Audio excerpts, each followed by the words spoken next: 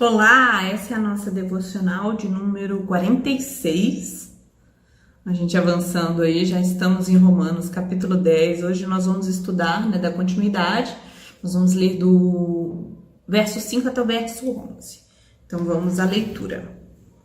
Ora, Moisés escreveu que o homem que pratica a justiça decorrente da lei viverá por ela. Mas a justiça decorrente da fé assim diz: não pergunte em teu coração: quem subirá ao céu? Isso é, para trazer do alto a Cristo? Ou quem descerá ao abismo? Isso é, para levar Cristo dentre os mortos? Para levantar Cristo dentre os mortos? Porém, que se diz: a palavra está perto de ti, na tua boca e no teu coração. Isso é, a palavra da fé que pregamos. Se com a tua boca confessares a Jesus como Senhor e em teu coração creres que Deus o ressuscitou dentre os mortos, serás salvo. Porque com o coração se crê para a justiça, com a boca se confessa a respeito da salvação. Porque o quanto as Escrituras diz, todo aquele que crê não será confundido. Então, essa leitura de hoje, eu vou fazer brevemente aqui um resumo, para a gente se localizar. Estamos na quarta parte dessa carta aos Romanos. Na primeira parte nós vimos a condenação de toda a humanidade, Em seguida, isso é do capítulo 1 até metade do capítulo 3. A partir da metade do capítulo 3, Deus vai falar como, ele justifica plenamente quer judeus ou gentios, como se dá essa justificação. Do 6 ao 8, ele fala, fala onde fica Israel, nessa história, do 6 ao 8, ele vai falar como a gente é livre do pecado, como a gente é livre da lei, e como a gente vive uma vida no Espírito. O 6, como a gente é livre do pecado. O 7, como a gente é liberto, da lei. E no 8, como a gente vive no Espírito. Então, o 9 ao 11, que é a parte em que nós estamos, vai falar onde ficam os judeus no plano de salvação, de Deus. Onde ficam os judeus nessa história, sendo que a salvação é para todo aquele que nele crê. No capítulo 9, que é onde nós estamos, aliás, é o que nós acabamos de estudar, vimos que existe um Israel dentro, do Israel, eleito pela vontade soberana de Deus, mas por sua responsabilidade dos próprios judeus, que rejeitaram Jesus Cristo e buscaram sua própria justiça, caminharam para a perdição. Então, hoje, no 10, do 5 ao 11, nós vamos ver um pouco mais sobre isso. E o verso 5, eu vou relê-lo para nós comentarmos sobre ele. Ora, Moisés escreveu que o homem que pratica a justiça decorrente da lei viverá por ela. Aqui nessa leitura, se você prestar bem atenção, parece que Paulo está falando assim, está jogando Moisés contra, a própria palavra. E isso não é verdade, Então a gente percebe que, e quando eu falo isso é porque quando a gente vai lendo essa passagem, ora Moisés escreve que o homem que praticar a justiça decorrente da lei viverá por ela, mas a justiça decorrente da fé diz assim, parece que é uma contradição, Mas, na verdade, o que Paulo está dizendo aqui é o entendimento, dos judeus para com o que Moisés disse, E, literalmente, essa passagem, ela está em Levíticos 18, 15. Vou abrir aqui para a gente ler. Levíticos 18, 15. 18, 5, perdão. Portanto, os meus estatutos e os meus juízos guardais, cumprindo-os, o homem viverá por eles. Eu sou o Senhor. Então, assim, o que Deus está falando é o seguinte: se pelos estatutos de Deus você depositar a sua confiança, né, para salvação, você vai ser julgado por eles. Então, o que o Senhor está dizendo é isso, porque Deus deu os estatutos aos homens, né, aos judeus, e eles optaram por viver e serem julgados por meio dele e não por meio da misericórdia e da graça de Deus. Então Moisés não está falando que você vai ser salvo se você cumprir. Ele está dizendo o seguinte, que você vai ser julgado pelaquele meio, né? Então você opta ser salvo pelos estatutos, então você vai ser julgado por eles. E nós sabemos que nenhum homem é capaz de atender plenamente os estatutos de Deus. Então os judeus interpretou que se eles guardassem, seriam salvos. Mas Moisés estava dizendo que se você viver desta forma, será julgado por esta forma também. E, portanto, receberá a condenação, pois a lei não é para salvação, né? Complementa o que nós falamos no estudo anterior sobre o entendimento errado dos judeus acerca da lei. Então, no verso 6, né, que nós estávamos falando, que parece que está contrapondo, né? Tá dizendo assim, deixa eu abrir aqui, de novo, Romanos 10. Isso, do Romanos 10, 6, que tá falando assim, mas a justiça decorrente da fé diz assim, não perguntes em teu coração quem subirá ao céu, isto é, para trazer do alto a Cristo, ou quem descerá ao abismo, isto é, para levantar Cristo dentre os mortos.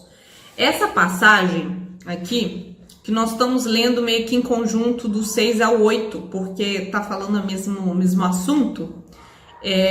Então eu vou ler aqui a Cristo dos mortos, porém que se diz, a palavra está perto de ti, da tua boca e no teu coração, isto é, a palavra da fé que pregamos. Então vamos olhar isso daqui literalmente, onde ele está descrito em Deuteronômio 30, do 11 até o 14, está dizendo assim, porque este mandamento que hoje te ordeno não é demasiado difícil, nem está longe de ti, não está nem nos céus para dizeres quem subirá por nós aos céus, que nolo traga e nolo faça ouvir para que o cumpramos, nem está além do mar para dizeres quem passará por nós além do mar, quem nolo traga e nolo faça ouvir para que o cumpramos, pois esta palavra está muito perto de ti, na tua boca e no teu coração, para a cumprires.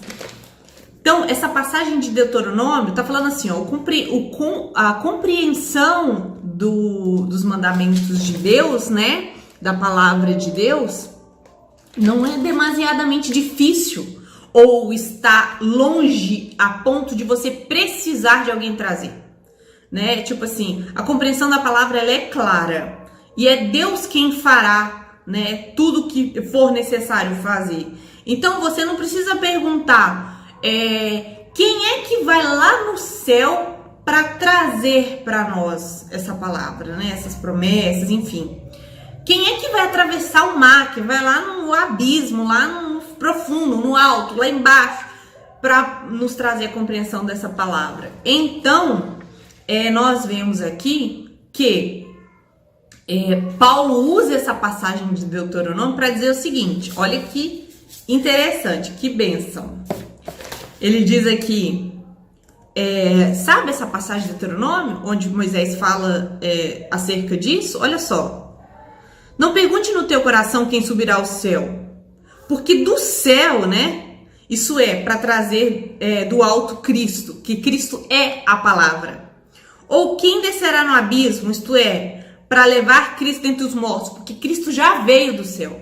Porque Cristo já ressuscitou dentre os mortos, né? Ele está perto de ti, né? Na tua boca e no teu coração. Isso é a palavra de fé que pregamos. É isso que nós estamos pregando. que a palavra verdadeira de Deus já veio do céu, ela já ressuscitou dentre os mortos. Essa é a palavra verdadeira de fé, ela que não é difícil o acesso, porque foi Deus quem trouxe. Confessa com a boca, sabe? Acredita do seu coração. É isso que nós estamos falando.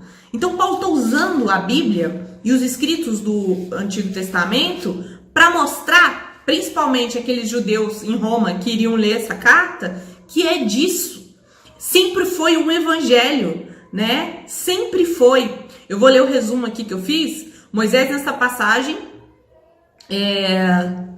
está dizendo que essas leis que vocês estão recebendo não são complicadas a ponto de alguém vir do céu, para que vocês entendam, ou que tenha que atravessar o mar, né? Isso no contexto ali de Moisés dizendo, está perto e acessível. Os judeus entenderam que era fácil de viver e cumprir. Eles não entenderam que é Deus quem vai fazer vir do céu, ressuscitado entre os mortos. Eles não entenderam assim. Eles entenderam que a palavra era fácil essas leis de cumprir, de viver. Então eles entenderam dessa forma. Então eu posso cumprir essa lei e obter a salvação, né? Então Paulo interpreta essa passagem como quem precisa buscar no seu fim da lei, pois Cristo já veio, não foi por suas obras, ou quem vai no profundo abismo para buscar a lei, pois Cristo morreu e ressuscitou. A palavra da fé está próxima, que é a fé que pergunta: onde encontrarei redenção? Lá em cima? Lá embaixo? Está aqui, perto de você. Esse é o evangelho pregado por Paulo. Entende o finalzinho aqui que ele diz no 8, porém, na parte B, a palavra está perto de ti, na tua boca e no teu coração. Isso é a palavra de fé que pregamos. É isso que nós estamos fazendo, é isso que nós estamos falando, é dessa palavra, é disso que Moisés disse lá atrás, né? Não é porque é fácil de você compreender e aplicar e viver, mas é porque Deus traz do céu, Deus ressuscita dentre os mortos. Essa é a palavra de fé, é essa a sua, é de onde vem a sua redenção. E não entendendo que a lei é fácil de ser cumprida, então é fácil de você alcançar a justiça de Deus, né? E aí o 9, vamos reler aqui: se com a tua boca confessares Jesus como Senhor e em teu coração creres que Deus o ressuscitou dentre os mortos, serás salvo. Se alguém perguntar como então eu posso ser salvo no cristianismo, né, ali protestante, o versículo, o capítulo 10, versículo 9: se com tua boca confessares a Jesus como Senhor e com teu coração creres em Deus, que Deus o ressuscitou dentre os mortos, serás salvo. Só que aqui eu quero chamar a atenção para um ponto. Nós vamos ler o 9 e o 10 e entender a ordem das coisas. No 9, a gente vê que com a boca a primeira pessoa confessa Jesus como Senhor e em teu coração creres, né? Então assim, se com a boca você confessar, mas crendo, né? Crendo que Deus ressuscitou Cristo dentre os mortos, né? Deus ressuscitou dentre os mortos, será salvo. Agora, isso aqui é o conjunto de coisas, mas não tem como confessar sem você crer no seu coração. E aí, no 10, parece que a ordem fica clara. Por quê? Olha só, com o coração se crê na justiça. Então, a primeira coisa que acontece no indivíduo é ele crer no coração, ou seja, com toda a sua força, verdadeiramente, de maneira plena, para a justiça. E aí, como consequência, com a boca se confessar a respeito da salvação, ou seja, é algo interno, é algo entre você e Deus, é algo que vem de dentro, né? Que envolve todo o seu ser, né? Que o coração quer dizer plenamente, e com a boca confessar, ou seja, aí é algo que você vai fazer uma confissão pública da sua fé, né? Você não vai se esconder desta fé que está no seu coração. E aí ele cita no 11, né, Porque quantas escrituras diz, todo aquele que nele crê, não será confundido. Esse confundido aqui, na verdade, é frustrado, né? O significado ali é frustrado, ou seja, ele não vai ficar confuso na expectativa de uma promessa de Deus, né? E de repente aquilo não acontece e ele fica confuso. Então é nesse sentido, ele não será frustrado. E aí Paulo cita Isaías 28:16, né? Que tá assim: portanto, assim diz o Senhor. Aliás, né? Ele não citou Isaías 16, ele citou uma outra passagem de Isaías. Eu vou complementar aqui com outra passagem. Porquanto assim diz o Senhor Deus: eis que eu estarei em Sião, assentarei em Sião uma pedra já provada, pedra preciosa, angular, né? Solidamente assentada. Aquele que crê não foge. Então tá falando da nossa postura diante da fé que nós temos em Deus, né? E esse não será frustrado, né? Que foi uma outra passagem. Deixa eu ver aqui só se eu consigo rapidinho citar. Que passagem de Isaías? É Isaías 28:16 mesmo. Isaías, o 11 está relacionado a Isaías 28:16, e Paulo cita isso daqui também. Não, é isso mesmo, foi o que eu li. Então, essa pessoa não será frustrada, não será confundida, né? As aplicações disso vai trazer um pouco mais de explicação acerca desses versículos. A salvação, né, sempre foi da mesma maneira. O evangelho de Moisés, de Isaías, de todos os profetas, e mesmo Paulo na Nova Aliança, né, sempre foi da mesma forma. A fé naquele ou que haveria de vir antes de Jesus, ou naquele que veio após a vinda de Cristo. A igreja não é um plano B de Deus. Deus sempre teve um povo. Hoje nós chamamos esse povo de igreja, mas a igreja é o Israel espiritual. Então, há uma unidade entre os dois testamentos, seja novo, né? Porque o Novo Testamento, ele se esconde atrás do Antigo. Você compreende melhor a finalidade do que acontece no Novo quando você vê o Velho. E o Antigo Testamento, né, ele não pode ser entendido sem Cristo, né? Porque a gente cai no erro dos judeus. A lei aponta para Cristo, as cerimônias apontavam para Cristo, a promessa, né, as promessas feitas apontam para Cristo. A salvação não está longe. Se no seu coração você crê e com a sua boca você confessar, encontrará em Cristo a salvação. Vemos aqui a sabedoria de Deus e a responsabilidade humana novamente. Então, talvez hoje você esteja assim com a sua cabeça meio explodindo, né, sobre o que nós temos falado nos últimos estudos, que é a soberana vontade de Deus, a soberania de Deus e a responsabilidade humana.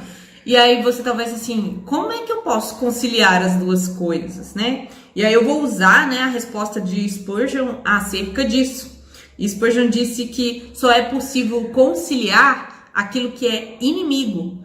E a soberania de Deus e a responsabilidade humana nunca foram inimigos, elas sempre andaram juntas. E o capítulo 9, né, Israel não foi salvo por causa da escolha soberana de Deus. E no capítulo 10, Israel não foi salvo porque rejeitou a graça de Deus, ignorando a doutrina da graça mediante a fé. No cristianismo não tem agente secreto.